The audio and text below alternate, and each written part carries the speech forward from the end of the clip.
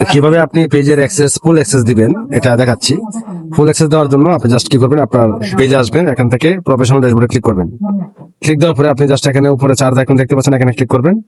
এখান থেকে আপনি খুঁজে নেবেন পেজ অ্যাক্সেস, যে পেজ অ্যাক্সেস। এখানে যদি পেজ অ্যাক্সেসটা না পান, এখান থেকে সার্চ করবেন। যেমন আমি এখান থেকে সার্চ করতেছি PA দেখলেই কিন্তু এই যে পেজ অ্যাক্সেসটা পেয়ে যাবেন।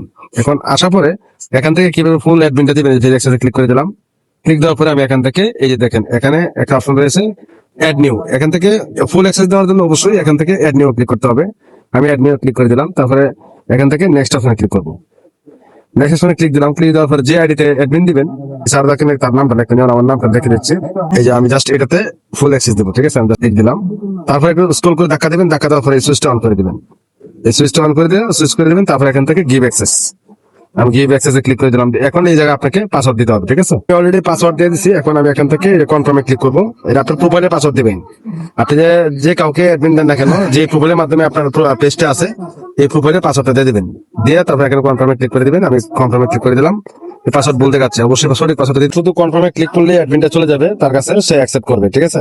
তো এইভাবে মূলত ফুল অ্যাডমিন দিতে হয়। ধন্যবাদ।